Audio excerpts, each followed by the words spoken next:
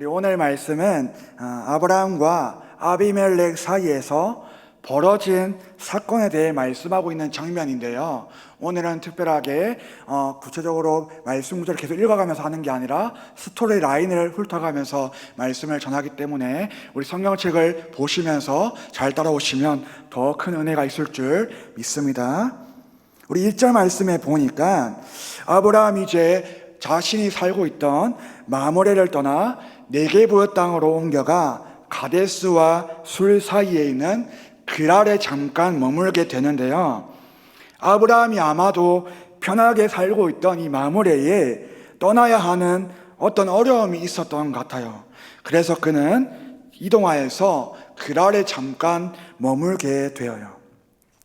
아브라함은 그랄에서 그랄 왕 아비멜렉을 만나게 되는데요. 그런데 거기서 그는 그랄 왕 아비멜렉에게 자기 아내를 소개하는데요. 어떻게 소개합니까? 자기 아내라고 그냥 사라라고 소개하면 되는데 자기 아내 사라를 여동생이라고 속이는 거예요. 여러분, 아브라함이 사라를 여동생이라고 속인 이유가 무엇일까요? 그것은 자기 자신이 자기 아내의 일로 말미암아 죽게 될까봐 두려워서 아비멜렉을 속인 거예요. 이때 당시에도 이 아브라함의 아내 사라가 엄청 외모적으로 출중했던 것 같습니다. 그래서 그랄 왕 아비멜렉에게 솔직하게 자기 아내를 사라다라고 이렇게 소개하면 자신에게 해코지라하고 또 자신을 죽일까봐 자기 아내인 사라를 여동생이라고 속인 거예요. 그런데 이러한 아브라함의 연약함은 처음이 아니었습니다. 아브라함의 이러한 실수와 연약함은 창세기 12장에서 보면 그때도 동일하게 나타나는데요. 아브라함은 20년 전에도 기근으로 인하여 애굽에 내려갔을 때에 바로에게 자기 아내를 여동생이라고 속였는데 지금 20년이 훌쩍 지난 지금도 똑같은 실수를 반복하고 있는 거예요. 그런데 아브라함의 이런 반복된 실수들은요, 단순한 어떤 연약함이나 실수가 아니었어요.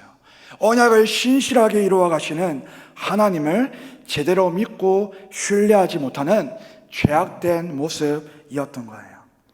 여러분, 하나님께서 맨 처음 갈대아 우르에서 우상을 섬기고 있던 아브라함, 죄인이 아브라함을 택하시고 부르셔서 그에게 약속하신 말씀이 무엇이었습니까? 아브라함에게 약속하신 가나안 땅을 너희에게 주겠다. 아브라함을 통하여 큰 민족을 이루게 하시겠다. 그리고 열방을 향한 복의 통로가 되게 하여 주시겠다라는 그러한 약속의 말씀이었어요. 이뿐만 아니라 하나님께서는 아브라함에게 이삭이라는 아들, 상속자를 주시겠다고 2번이나 약속해 주시고 이를 통하여 아브라함의 자손이 하늘의 별과 같이 많아질 것이라고 약속해 주셨어요. 이게 하나님께서 약속하신, 말씀하신 약속, 즉 아브라함 언약이었어요. 그래서 창세기 15장 1절 말씀에 보니까요, 이렇게 말씀하고 있는데 우리 함께 읽어볼까요? 시작. 아브라함이 여호와를 믿으니 여호와께서 이를 그의 의로 여기시고.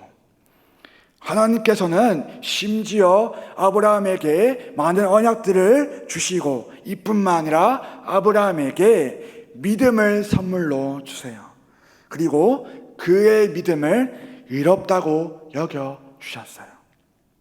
그리고 하나님께서는 반드시 너와 맺은 언약을 신실하게 다 지키시겠다, 언약 체결실을 맺어주시는데요. 그게 바로 우리가 몇 주 전에 보았던 쪼갠 고기 사이로 타는 횃불이 지나가게 하시는 횃불 언약이었어요. 그리고 더 나아가서 하나님께서 일시적인 언약이 아니라 이것은 영원한 언약이다 하는 징표로서 아브라함과 그의 후손에게 할례가 주어지게 되는 거예요. 여러분, 하나님께서 아브라함과 이런 언약을 체결하신 것은요, 아브라함이 죄와 별로 상관없는 나름 괜찮은 의로움이 있어서 그가 하나님께 순종하는 믿음이 나름 괜찮아서 언약하신 게 아니에요. 아브라함은 원래 갈대아 우르에서 하나님을 전혀 모르고 우상을 섬기고 있는 사람이었죠. 그리고 애굽에서 자기 아내를 여동생이라고 속이고 지금도 여동생이라 속이고 있어요. 또 하나님의 약속이 점점 지체되자 그 약속에 대하여서 원망하면서 어떻게 이야기합니까? 나의 상속자는 나의 씨로 말미암지 못합니다. 나의 상속자는 나의 집에서 그동안 길러온 나의 종 다메섹 사람 엘리에셀이다 라고 이렇게 하나님을 원망하면서 이야기하는 거예요. 여러분, 하나님께서 아브라함과 언약하신 것은 하나님의 전적인 은혜였어요. 아브라함의 죄악과 부족함에도 불구하고요, 하나님은 그에게 믿음이라는 선물을 주시고 그를 의롭다고 칭해 주셨어요. 그리고 아브라함이 어떤 상황과 고난이 있을 때에 그를 끝까지 지키시고 보호해 주셨습니다. 그리고 지금까지 아브라함에게 말씀하신 약속을 더욱더 확장시켜 주시고 발전해 나가는 모습을 직접 아브라함이 눈으로 보고 경험할 수 있도록 해 주셨어요. 아브라함의 믿음이 연약하니까, 부족하기 때문에 직접 하나님께서 더 말씀해 주시고 또 확장시켜 주시고 발전해 나가는 모습을 직접 말씀을 통하여 보여주신 거예요. 하나님께서 말씀하신 약속이 앞으로 구체적으로 어떻게 이루어져 갈 것인지를 미리 다 보여주고 계신 거예요. 다시 말하면 하나님께서는 오직 자신의 은혜로, 죄와 상관없는 자신의 의로 아브라함의 죄악과 부족함을 다 덮으시면서 언약을 이루어 가시는 거예요. 그래서 아브라함 언약을 뭐라고 부릅니까? 은혜 언약이라고 부르는 거예요. 여러분, 하나님께서 이 정도로 아브라함에게 은혜를 베풀어 주셨으면 이제 아브라함이 하나님께 대한 온전한 믿음을 가지고 살아가야 되지 않습니까? 은혜 받았으니 이제 아브라함이 힘과 능력으로 온전한 믿음을 가지고 살아가야 되지 않겠습니까? 그런데 아브라함이 또 하나님의 언약을 제대로 믿지 못하고 아비멜렉을 속인 거예요. 여러분, 아브라함이 사라를 아비멜렉에게 여동생이라고 속이고 아비멜렉이 사라를 데려가면 어떻게 됩니까?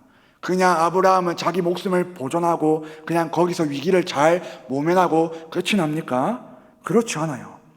그의 상속자로 이삭이 태어나지 못하게 되는 거예요. 하나님께서 약속하신 그 언약에 큰 문제가 생기죠. 그래서 이삭의 아버지가 누가 됩니까? 아비멜렉이 되는 거예요. 그래서 아브라함이 아비멜렉을 속인 것은요, 단순히 자기가 죽을까봐 두려워서 연약해서 그런 것도 있었지만 하나님의 언약을 믿지 못하는 그의 죄악으로부터 비롯된 거예요. 아비멜렉은 이제 아브라함의 말을 듣고 사라를 데려갑니다. 아브라함이 여동생이라고 했기 때문에 그 말을 철석같이 믿고 사라를 데려간 거예요. 그런데 그날 밤에 하나님께서 꿈에 아비멜렉에게 나타나셔서 말씀하시기 시작하는데요, 그게 무슨 말씀일까요? 너는 사라를 데려간 일로 반드시 죽게 될 것이다. 그 이유는 사라가 남편이 있는 여자이기 때문이다 라고 말씀하세요. 여러분, 이때 당시에 남편이 있는 여자와 간음하는 것은 하나님 앞에서 사형에까지 이를 수 있는 아주 큰 죄악이었어요. 그래서 하나님께서 이렇게 말씀하시는 거예요. 그러자 아비멜렉이 하나님께 자신의 억울함을 호소하면서 이렇게 대답합니다. 저는 사라를 가까이 하지 않았어요. 주님은 의로운 사람, 죄가 없는 사람도 죽이십니까? 아브라함이 자기 아내를 여동생이라고 하고 또 그녀도 사라도 자기 남편을 오빠라고 했어요. 그렇기 때문에 저는 깨끗하고 떳떳합니다, 주님. 이렇게 자신을 변호하며 주장하는 거예요.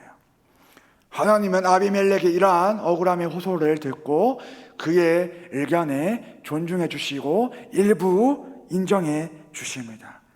그러나 아비멜렉이 간음죄를 짓지 않도록 막아주신 분은 아비멜렉이 어떤 힘과 능력으로 된 것도 아니고 그의 의로움이 아니었어요. 그가 죄를 짓지 않도록 막아주신 분은 하나님 자신임을 말씀해 주는 거예요. 아비멜렉은 아브라함과 사라가 자신을 속였고 자신은 아무것도 모르고 사라를 데려갔기 때문에 자신은 죄가 없는 나름의 의로운 사람이라고 생각했어요. 그리고 사라를 데려갔지만 실제로 사라에게 아무 행동도 하지 않았기 때문에 자신은 죄가 없는 의로운 사람이라고 생각한 거예요. 그러나 아비멜렉이 간음죄로 인하여서 죄의 심판을 받지 않도록 막아주신 분은 하나님이셨고 하나님께서 자신의 은혜로 죄를 짓지 않도록 막아주신 거예요. 여러분, 간음죄는요 사람에게도 엄청난 죄악이고 엄청난 상처이지만 그 죄는 본질적으로 하나님께 짓는 죄였어요. 그래서 자기의 의로움으로 죄에서 자유로울 수 있는 게 아니었어요. 이 간음죄, 나의 의로움과 나의 힘과 능력으로 컨트롤할 수 있는 죄가 아니었다는 거예요. 그런데 그런 죄를 하나님께서 어떻게 막아주셨습니까?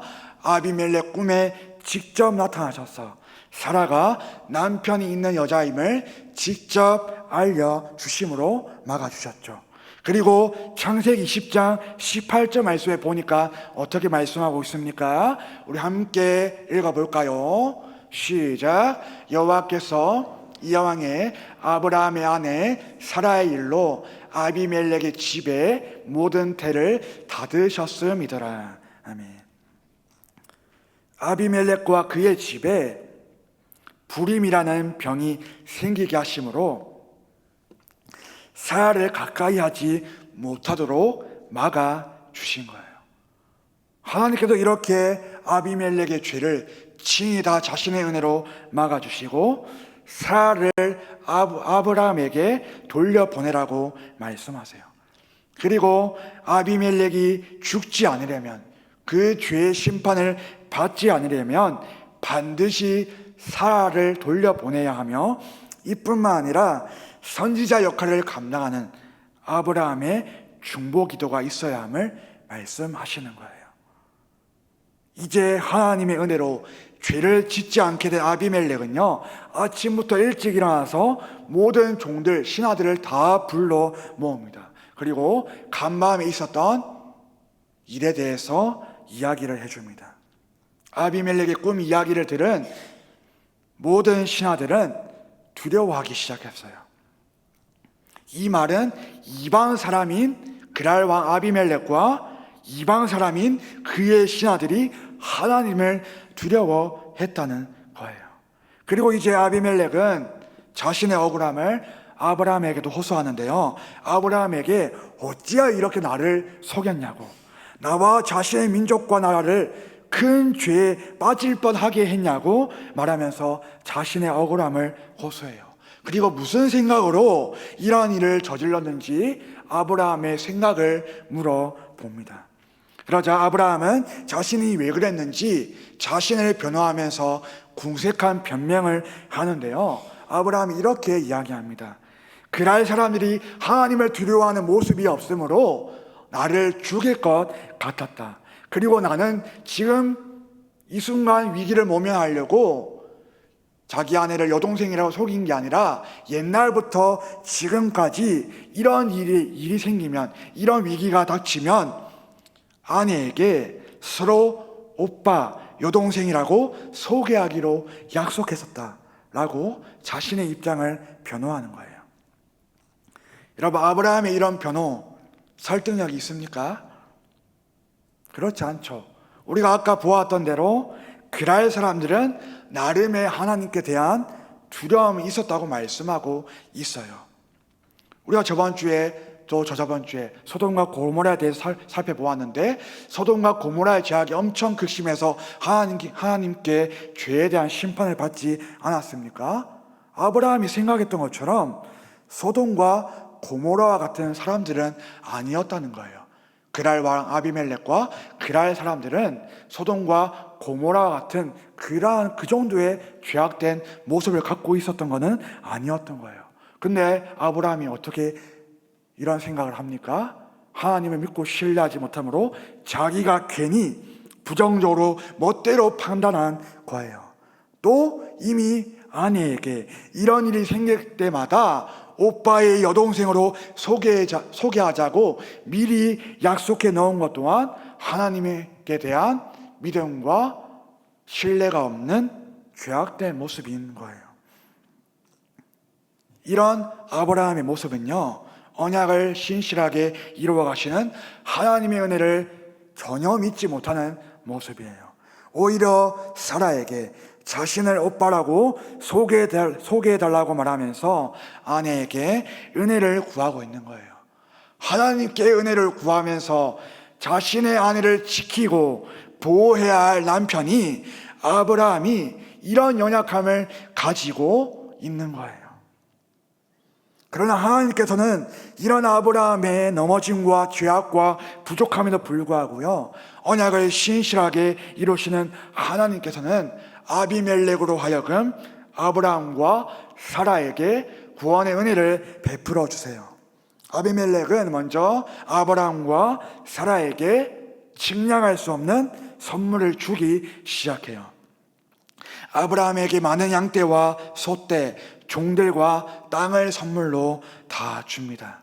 그리고 사라도 아브라함의 품으로 돌려보냅니다. 그리고 은 1,000세겔을 사라를 통해 아브라함에게 주게 되는데요. 여러분, 이 은 1,000세겔은 엄청난 액수인데요. 이때 당시 노동자 월급이 0.5세겔, 반세겔 정도 되었는데요. 한 달 월급이 0.5세겔. 이것을 환산하면 어떻게 될까요? 1,000세겔을 약 167년 동안 일해야 하는 그러한 엄청난 액수입니다. 우리가 이렇게 계산은 하지만 측량할 수 없는 액수인 것이죠. 아비멜렉은 하나님께서 말씀하신 대로 이런 아주 측량할 수 없는 큰 선물을 통하여서 사라가 이 일로 인하여서 더 이상 더럽혀진 여자로 보이지 않도록 그의 수치를 다 가려주십니다. 사라의 명예를 아비멜렉의 선물을 통하여 다 회복시켜 주신 거예요. 이렇게 하나님께서는 아비멜렉이 주는 선물을 통하여 아브라함과 사라의 죄 모두를 해결해 주신 거예요. 이제 하나님께서는 아비멜렉의 문제로 다시 넘어가시는데요. 여러분, 해결받아야 할 아비멜렉의 문제가 무엇이었습니까?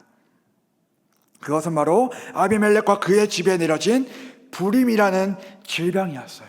하나님께서 그런 재앙을 아비멜렉 집안에 내리신 이유가 무엇이었습니까?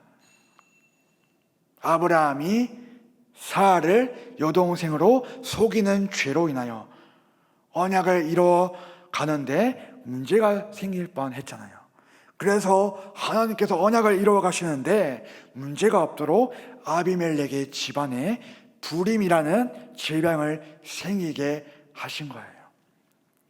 하나님께서는 아브라함의 자신의 죄로 생긴 아비멜렉 집안의 불임을 해결하기 위해서 아브라함을 오히려 자신의 은혜로 선지자로 세우십니다. 그리고 그가 선지자 역할을 감당하며 아비멜렉을 위하여 중보 기도를 하게 하십니다. 그래서 그가 하나님의 은혜로 선지자의 역할을 감당하며 중보 기도했더니 아비멜렉과 그의 집안 사람들의 불임이 다 없어지고 완전히 회복하게 되었어요. 여러분, 하나님께서는 오랜 시간 동안 아브라함의 죄악과 실수와 넘어짐에도 불구하고요, 하나님께서는 오직 자신의 은혜와 자신의 의로움으로 그의 죄를 용서하시고 덮어주시면서 언약을 신실하게 이루어 가세요. 그리고 이뿐만 아니라 이방 사람인 아비멜렉도 죄를 짓지 않도록 막아주시고 그를 친히 돌보아 주시고 하나님의 은혜로 보호해 주신 거예요. 이제 아브라함은 언약을 이루어 가시는 하나님의 은혜 가운데 점점 믿음이 자라나게 됩니다. 아브라함 자신은 너무나 부족한 죄인이었으나 하나님께서 그를 여러 상황 가운데 훈련하심으로 그를 성장시켜 나가신 거예요. 자기 목숨을 지키기 위해서 자기밖에 모르는 자기 중심성의 죄악으로 똘똘 뭉친 그가 두 번이나 아내를 여동생이라 속인 아브라함, 계속해서 언약을 이루어 가시는 하나님을 진짜 제대로 신뢰하지 못하고 두 번이나 실수하고 죄를 지은 아브라함이 이제 어떻게 변화됩니까? 창세기 22장에 보니까 하나님의 언약을 받은 지 25년 만에 이삭이라는 아들이 생겼는데요, 하나님께서는 하나밖에 없는 친아들 이삭이 생기자마자 어떻게 합니까? 그 이삭을 번제로 바치라고 말씀하세요. 그런데 죄악이 많고 부족하고 연약했던 그가 이제 어떻게 순종합니까? 하나님의 말씀에 순종함으로 이삭을 번제로 바치려고 하는 거예요.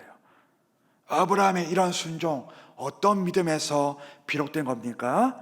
실제로 이삭을 번제로 바쳐도 하나님께서 다시 살려주실 믿음을 가지고 순종한 거예요.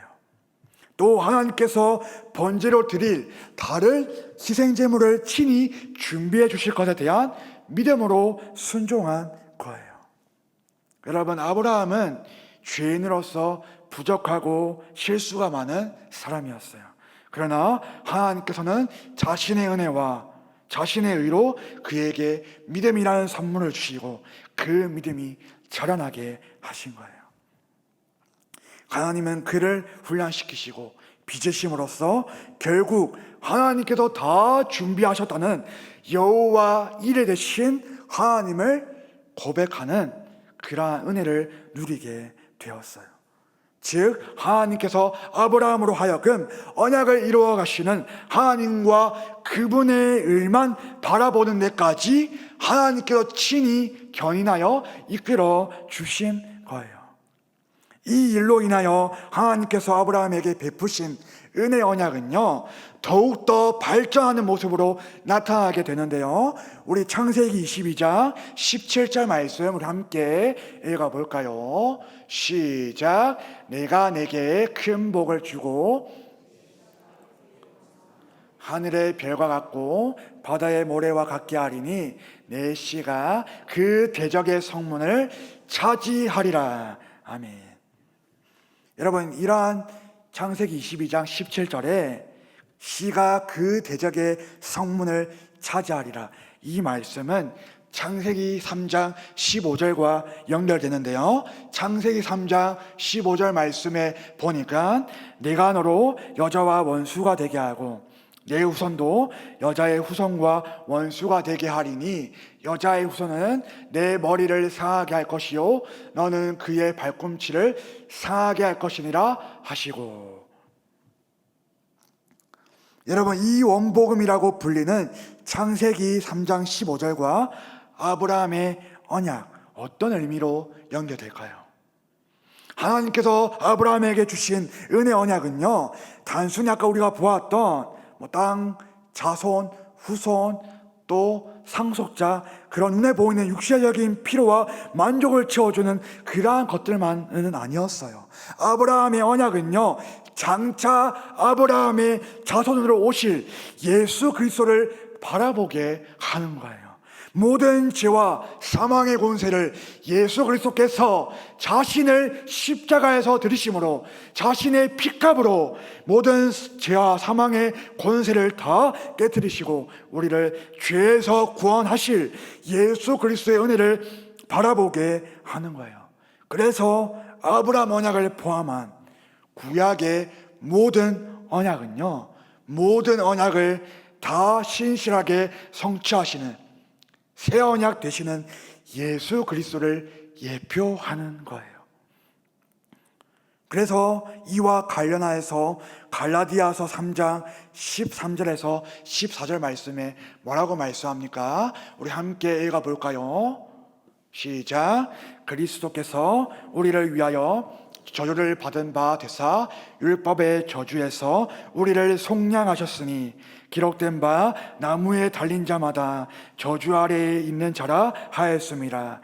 이는 그리스도 예수 안에서 아브라함의 복이 이방인에게 미치게 하고 또 우리로 하여금 믿음으로 말미암아 성령의 약속을 받게 하려 함이라. 아멘.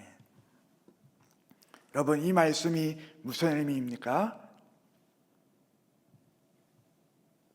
새 언약 되시는 예수 그리스도께서 아브라함의 모든 언약을 십자가의 죽으심과 부활을 통하여 성취하심으로 많은 사람들에게, 유대인뿐만 아니라 이방 사람들에게까지 생명의 복을 넘치게 부어주시는 은혜가 임하게 되는 거예요. 여러분, 이게 아브라함의 언약이 담긴 하나님의 영원한 축복이요 은혜인 거예요.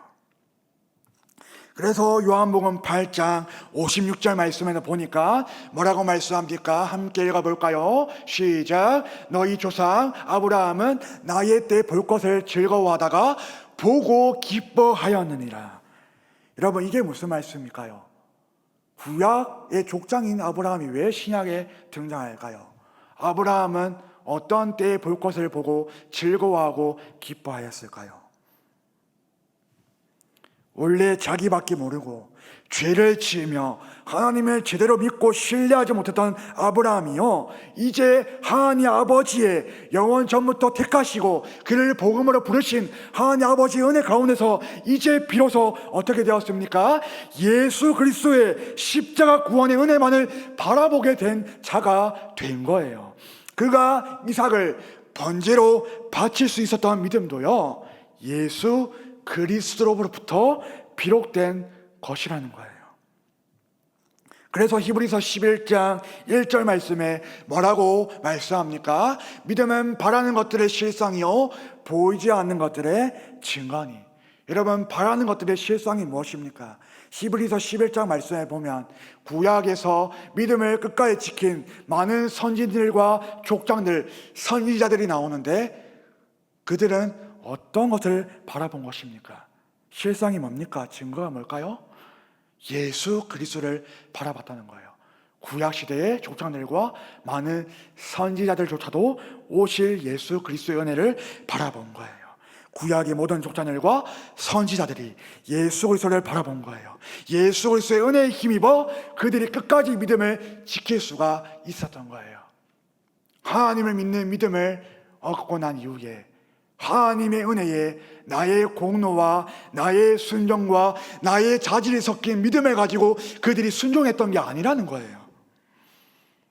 그래서 칼빈의 기독교 강요에 보면 이와 관련해서 풍성하게 말씀해 주고 있는데요, 뭐라고 말씀할까요? 예수 그리스도의 죄와 상관없는 그분의 의, 예수 그리스도의 의의 정가가 아브라함을 포함한 구약의 모든 족장들에게까지도 영향을 미치게 되었다라고 이렇게 말씀하고 있는 거예요. 여러분, 이 말씀이 무슨 의미일까요?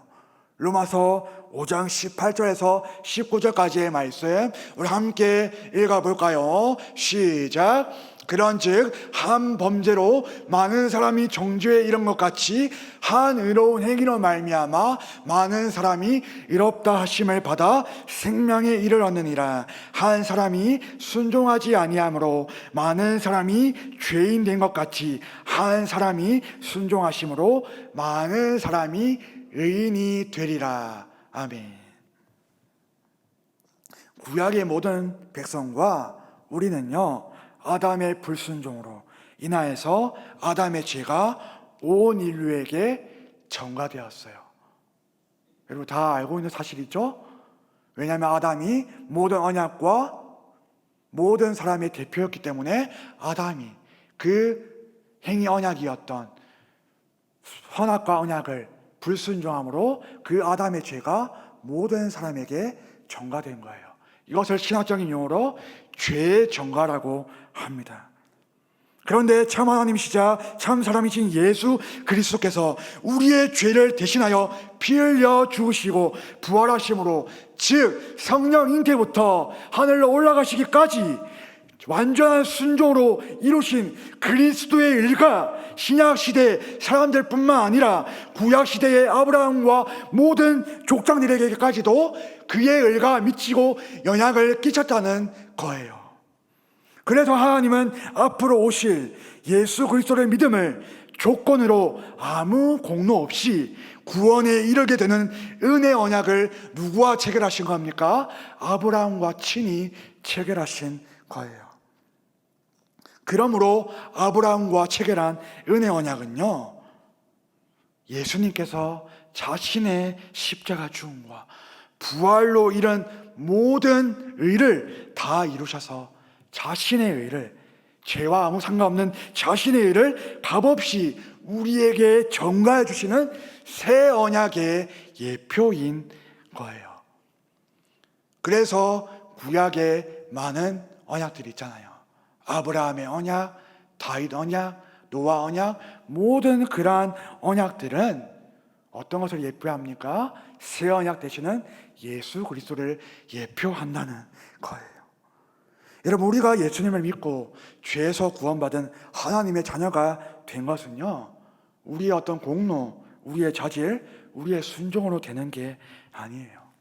오직 예수 그리스도의 십자가 구원의 은혜만이 우리를 죄에서 구원해 주시는 거예요. 그리고 우리가 예수님을 믿고 난 이후에 믿음 생활하는 것도 나의 의로 하는 게 아니에요. 나의 힘과 능력으로 하는 게 아니라는 거예요.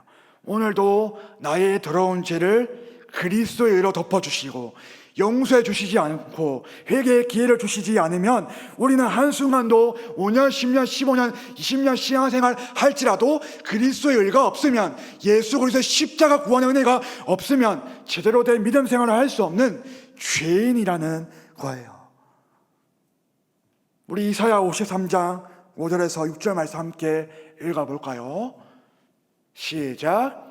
그가 찔림은 우리의 허물 때문이요 그가 상함은 우리의 죄악 때문이라.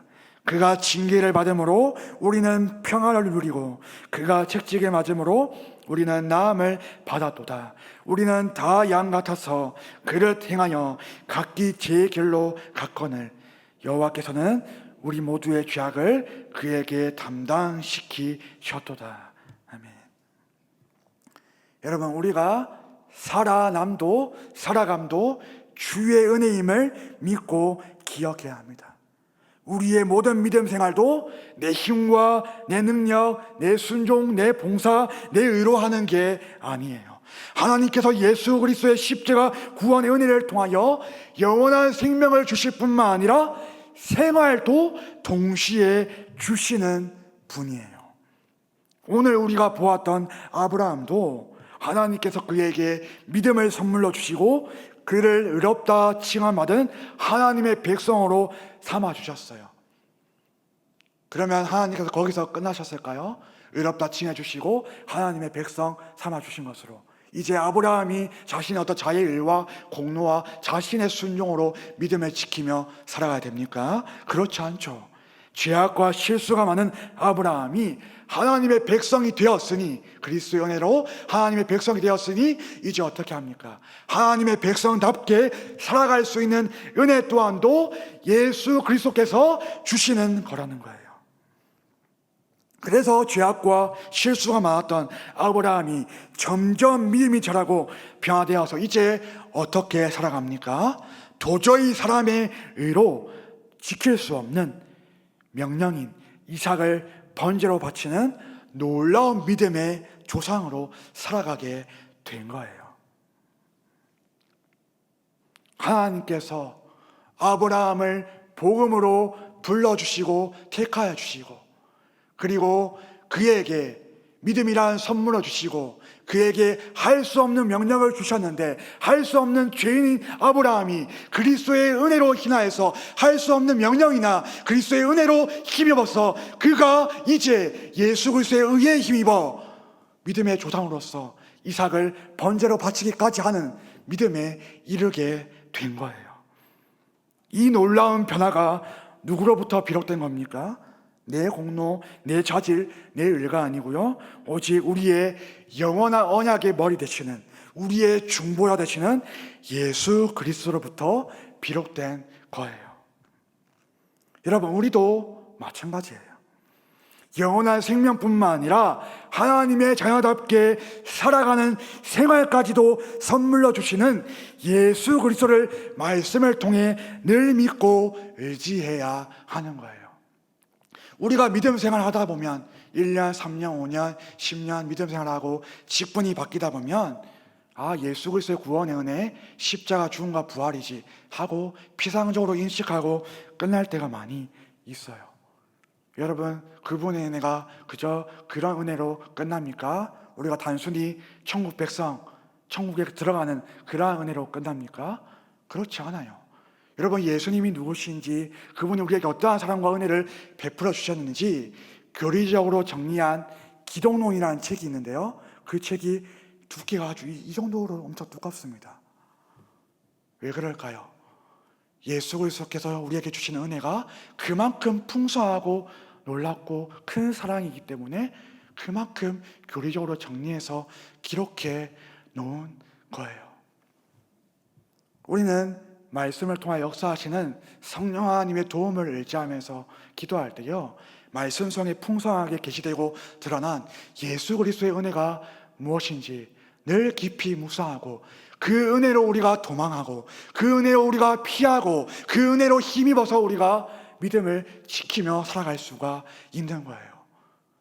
오늘도 어제도 앞으로도 영원토록 역사하시는 예수 그리스도의 은혜를 오늘 말씀을 통하여, 또 주중의 은혜, 주중의 일상의 삶 가운데 말씀과 기도를 통하여 예수 그리스도의 은혜만을 믿고 의지하며 살아갈 때에 우리에게 진정한 믿음의 거룩한 삶의 변화가 나타나게 되는 거예요. 자꾸 내 공로, 내 순종, 내 봉사, 내 의로 믿음 생활 하다 보니까 어떻게 됩니까? 의무감에 빠지게 되죠. 어떤 율법주의의 모습으로 자유하지 못하고 그렇게 봉사하고 헌신하게 되는 것이죠. 그런데 그것이 아니라 우리가 봉사하고 헌신하고 믿음 생활하는 것도 예수 그리스도께서 주시는 십자가 구원의 은혜가 얼마나 놀랍고 큰 은혜인지 말씀과 기도로 깨달았기 때문에 이제 어떻게 합니까? 그의 은혜에 힘입어 기쁨으로 말씀에 순종하고 기쁨으로 봉사하고 헌신하고 믿음 생활하는 거예요. 여러분, 에베소서 2장 8절에서 9절 말씀 우리 함께 읽어볼까요? 시작. 너희는 그 은혜에 의하여 믿음으로 말미암아 구원을 받았으니 이것은 너희에게서 난 것이 아니요 하나님의 선물이라. 행위에서 난 것이 아니니 이는 누구든지 자랑하지 못하게 함이라. 아멘. 여러분, 예수님에 대한 우리의 믿음은요, 예수님께서 십자가에서 다 이루신 은혜와 그분의 의에 우리는 숟가락만 얹는 거예요. 여러분, 이것도 좀 쉬운 비유로 설명하면, 완벽한 비유는 될 수 없지만, 부모님께서 맛있는 밥을 우리에게 차려주십니다. 그럼 자녀들은 숟가락을 얹어서 그 밥을 먹죠. 그런데 자녀들이 이 숟가락을 얹고 밥을 먹는데 내가 숟가락 듣고 얹었으니까 나에게 밥을 막는 공로가 있다 라고 이렇게 주장할 수 있을까요? 이 숟가락을 얹은 나에게 어떤 밥의 영양분이 있다라고 이야기할 수 있을까요? 그럴 수가 없는 거예요. 이것처럼 우리의 믿음에 우리의 의와 공로와 자질이 없다는 거예요. 오직 하나님의 은혜요, 예수 그리스도의 의의 정가요, 하나님의 선물인 거예요. 그래서 구원은 하나님께서 우리에게 선물로 주신 것이고, 우리가 예수 그리스도로 인하여서 살아나고 우리가 살아가는 것도 주의 은혜라 고백할 수 있게 되는 거예요.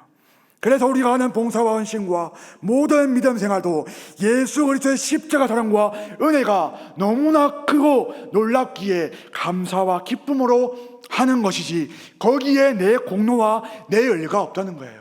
여러분, 여기에는 교회에도 공로와 의가 없습니다. 오직 교회의 머리 되시는 예수 그리스도에게만 공로가 있고 의가 있는 거예요. 그래서 세례 요한이 예수 그리스도의 한없는 구원의 은혜에 감사하며 뭐라고 고백합니까? 요한복음 3장 30절 말씀을 함께 읽어볼까요? 시작. 그는 흥하여야 하겠고 나는 쇠하여야 하리라 하니라. 아멘. 여러분, 세례 요한은 예수 그리스도를 예비하신 그 길을 닦아가면서 열심히 준비하고 많은 사람들에게 인정을 받은 사람이었습니다. 많은 사역을 감당하고 그가 메시아 아니야 하면서 그 정도로 많은 능력과 또 많은 사역들을 감당한 그러한 자였는데요, 그가 근데 어떻게 고백합니까? 그는 흥하여야 하겠고 나는 쇠하여야 하리라. 내가 아무리 주를 위하여 헌신하고 사역을 감당하고 많은 성취를 이루었다 할지라도 나에게는 어떤 자랑과 공로가 없고 나를 하나님의 자녀 삼아주신 예수 그리스도의 은혜만을 자랑하고 십자가만을 자랑하고 예수 그리스도만을 믿고 의지하며 살아가야 되는구나 라는 것을 이 세례 요한의 고백을 통해 우리가 알 수 있는 겁니다. 그래서 그는 흥하여야 하겠고 나는 쇠하여야 하겠느니라. 사도 바울도 뭐라 합니까? 나는 무명한 자요 유명한 자라. 하나님께 대하여서는 유명한 자나 이 세상에서는 무명한 자로서 예수 그리스도의 은혜만을 바라보고 그렇게 십자가만을 자랑하고 예수님만을 자랑하는 거예요.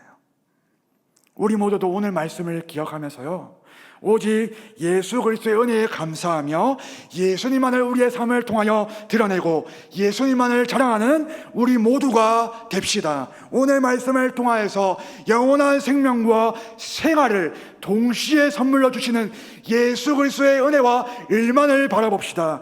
그리하여서 우리의 영원한 언약의 머리 대신 중보자 예수 그리스도 안에서 우리의 믿음이 점점 자라나고 말씀과 기도로 거룩해져 가서 오직 하나님께만 기쁨이 되고 하나님께 영광 올려드리는 우리 모두가 되기를 소망하며 기도합니다. 아멘.